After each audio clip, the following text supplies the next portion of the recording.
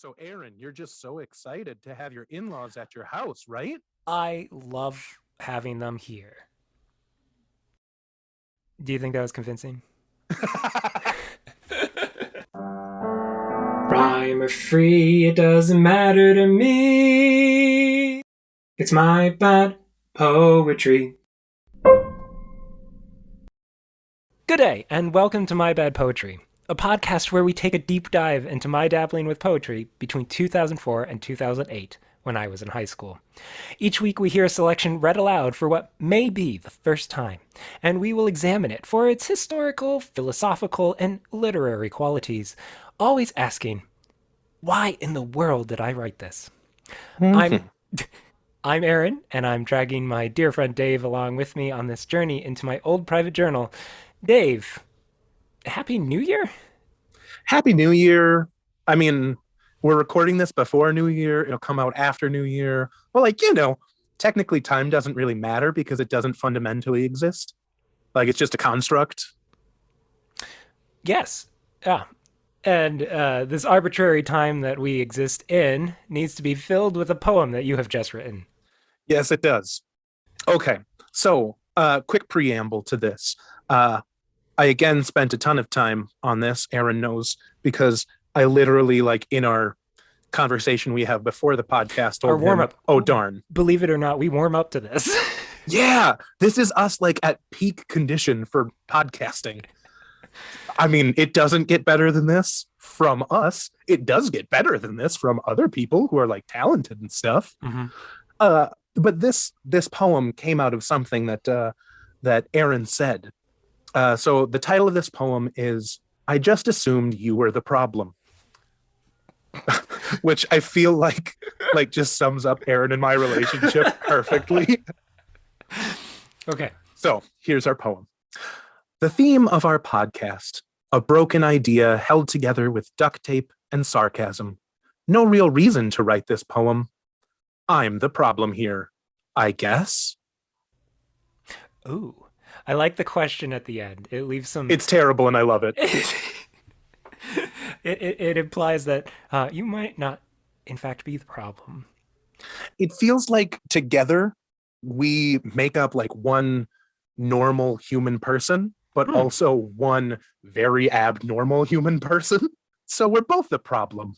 Isn't that nice? And then the rest of the poem implied that the podcast itself is not the best platform for us.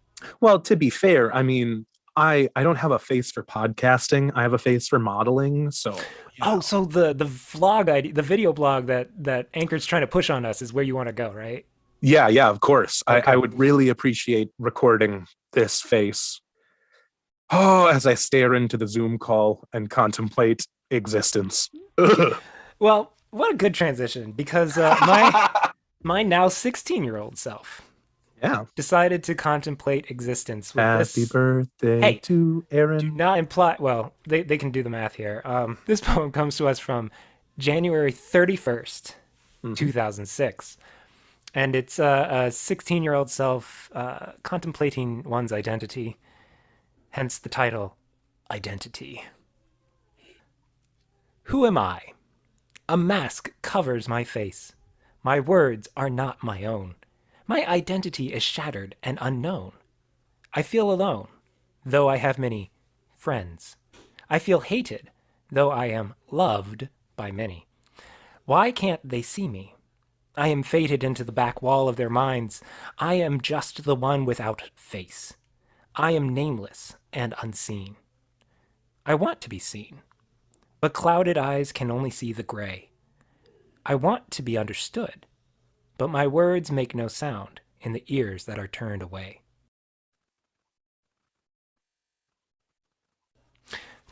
First impressions there, Dave. I think that's sums a lot of it up. You know, your exasperated sigh is just it keeps on giving. Right?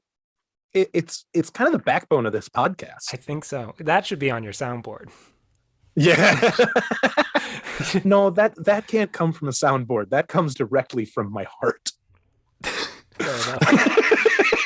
I get that. Well, beyond the sigh, It's a long one. It's a long one. No real rhyme. No But real reason. well, I know that's our other main theme. But I did notice something. We do have two rhymes. This poem, whether intentionally or not, I had two moments of rhyme at the beginning and the tail end. We have, "Who am I? A mask covers my face. My words are not my own. My identity is shattered and unknown. I feel alone." Yep, those are the words you wrote. Own, alone, unknown. I mean, we're getting some AAA there. Then at the end, I want to be seen, but clouded eyes can only see the gray. I want to be understood, but my words make no sounds to the ears turned away. Look at that. Yeah, that's. Yep. I mean, for always doing free verse, I am excited that there is near rhymes here that were clearly not intentional. Fair enough. Well, no. Okay. So going to structure, Mm-hmm. um, the version that I'm seeing now Yeah. has a break in it. Mm-hmm. What is the line right before the break? Though I am loved by many. Can you look in the Wolf Journal? Yeah, let's consult the written word. I have no breaks. Okay, cool. I'm looking at my line to line ratio here. Okay. This is one of the one times that my typed version and my written version sync up as far as lines go. Okay. So the stanza was added in the typed. I okay, I'm wrong here. Wait, I wait. No, I think is there there is a line that is cut out. thank you. Okay, I Oh my was gosh. 100% sure. Yes. Oh, okay. So while you were reading along with the typed, Yeah. I read a line that is not. Oh, okay. Dear listeners, we have found a surprise line. What a hidden A line? large edit, A large edit. A whole deleted line. Okay, the line that you are referring to is "Why can't they see me?" right? You as you were reading that, like I didn't hear you reading the second half of the poem because I was looking at that line and I went, but where'd it go? What'd you do? Why'd you do this to me? I think I pulled off one of the most artistic moments in my poetic career, in which the blank By space getting rid of your poetry.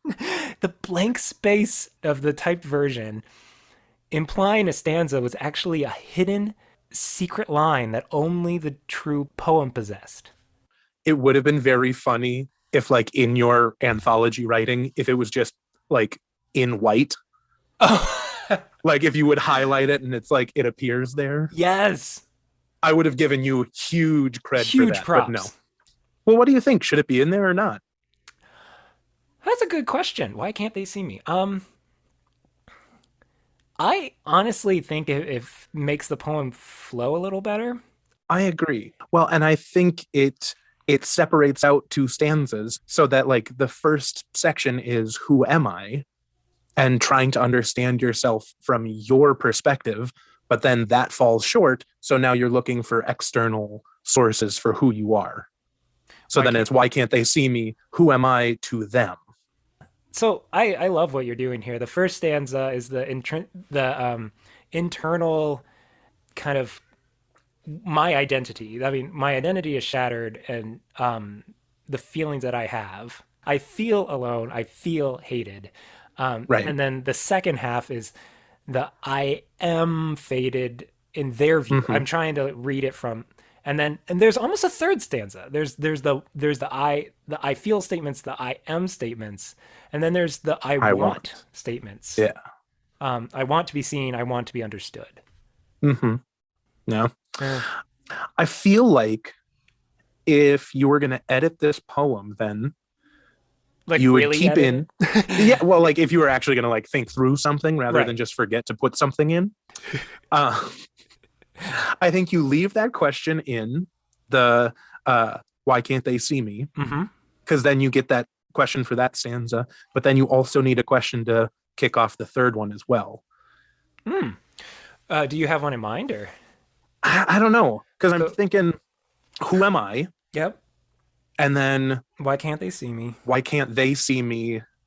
So then you need to combine those together. Okay, I got it. What am I to them? Ooh, yeah. Because it gets the am I and then it implies the Hmm. they with the them. What am I to them? I want to be seen. I want to be understood. It's also messing with identity in that your first question is who and your final question is what. So, like, you're trying to define yourself as a person. You can't do that because it's too complicated. So, you define it by what others see of you. And that doesn't really work either. So, then you try and define yourself via relationship. So, you are no longer yourself. You are a brother, a friend, a companion, whatever. Right. Yeah. Oh my gosh, Aaron, this could, it's not going to be a good poem, but it could be like a decent poem. Yeah. So we've been kind of consciously trying to work in like a thing about poetry, like a new word or a theme or something. Mhm. For this one, and I think this kind of addresses a larger issue within, or not issue, but theme within a lot of my poetry is I found that there was this movement in the 1950s to the 1960s called confessional poetry. And I'll Hmm. read to you. I think I grabbed this off Wikipedia. So this is the That definition bastion of poetic of knowledge. great knowledge. So the confessional poetry is described as poetry of the personal or the quote unquote I, Ugh. focusing on extreme moments of individual experience. And sometimes it's argued that it's narcissistic, nihilistic, or self pitying. That's kind of the Yes. backlash to the confessional poetry. I read that and I was like, oh, I'm writing confessional poetry. I didn't know it at the time, but you. Oh wow. I so now that you're saying that, something that's always bothered me in talking about different generations is people who talk about millennials or now Gen Z as like the I culture or the me culture. And like the things that they go to are the participation trophies and all that Right, garbage. right. But like, this is the culture you were brought up in. Like, you're defined by the culture that shapes you. Sure. And I learned to value trophies and stuff like that, and participation trophies became something that were was technically valuable in my understanding of life because my parents gave them to me. And I Right. think that's the most messed up part about this is the people who are now complaining about it are the people who gave us those trophies.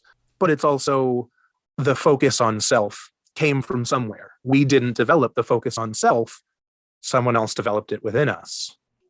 The focus on the self, it's found within the American culture, the individualism, Yes. the libertarianism that we are raised in, which focuses on the self. It puts so much pressure on us to define ourselves that we become so stressed trying to figure out who we are. Yeah. And Dave, who said I am because we are?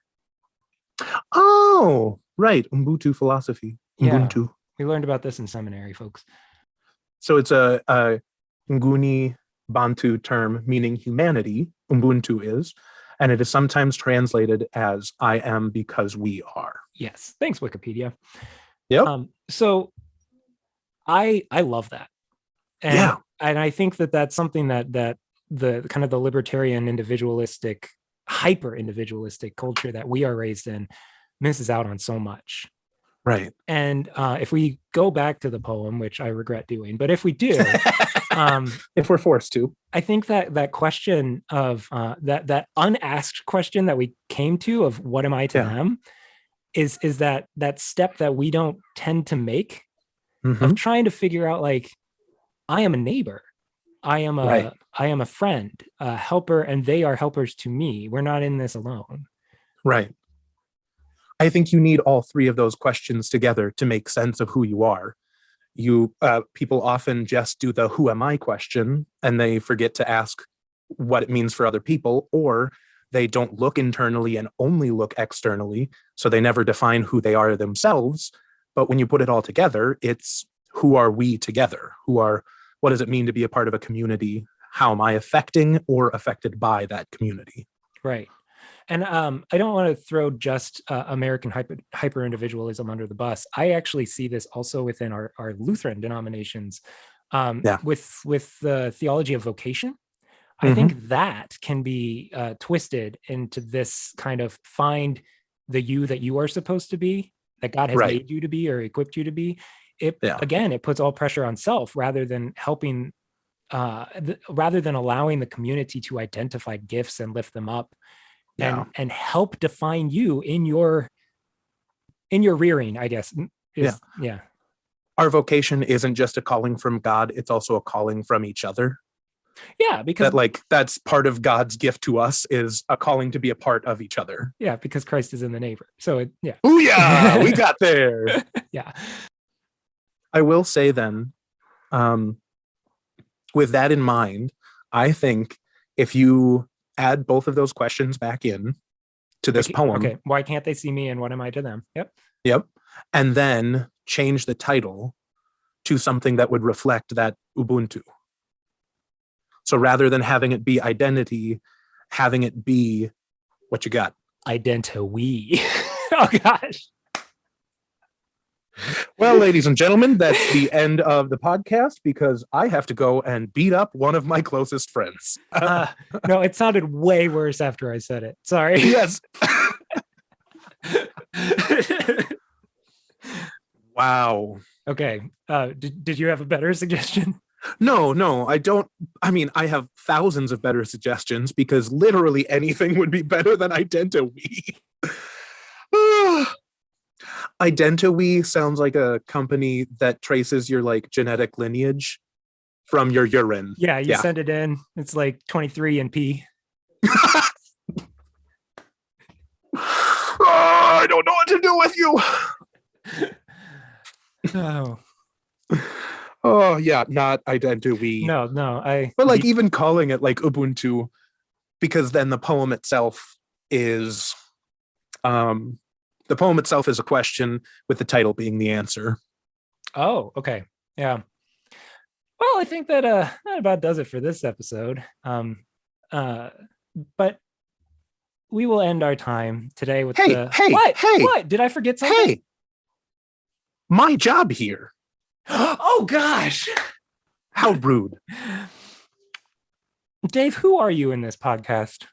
In this podcast, I imagine myself as one of the appraisers on the Antiques Roadshow, but like a trainee appraiser. So they just give me all of the things that are worthless. Well, I have stood in line. I have gotten my number. They're not filming this one, but no. Dave, good or garbage? For this one, I am imagining a blacksmith who is working on something made out of aluminum. So like they cast something in aluminum and there's clearly a form to it. There's clearly something there, but it's going to take a lot of work on a grinding wheel and with a Dremel and with some files and with some sandpaper and maybe starting completely over again. But there's something there. It's not garbage. It's a prototype. Not a prototype, a draft. Draft sounds like you're too far along in the process as well. An idea. Idea. A seed of an idea. Sure. Okay. The blacksmith woke up in the morning and thought, I want to make something. Mm-hmm. That's all I got. That's what this is. I want to make something. I will say, I think there is actual value in this. I think it could lead to some good questions and some good interpretation, but it takes a bit to get there. Yeah. No. Well, we're going to end our episode as we do every week with words from a true poet. This week, coming to us from Yone Noguchi. And this is the last stanza from the poem, Where is the Poet? O drama never performed, never gossiped, never rhymed. Behold, to the blind beast, ever tearless, iron-hearted, the heaven has no mouth to interpret these tidings. Ah, where is the man who lives out of himself, the poet inspired often to chronicle these things? How lovely. Yeah. Yeah. Again, it's like he's writing this, but without an ulterior motive. It's what? My teenage self had an ulterior motive. Well, it feels like your teenage self is struggling with an identity crisis of your own invention. Got fair enough. Yeah, yeah, yeah. This one probably went through some drafts. Probably Right? took some thought and some a lot of care. Maybe even had an editor who like read it. Yeah, and it asks a question that is inspiring and beautiful. Yeah. Yeah.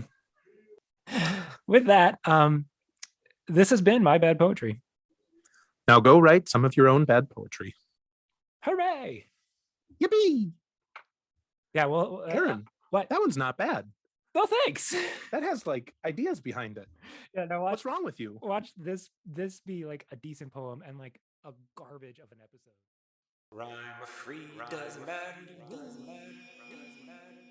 It's my bad poetry.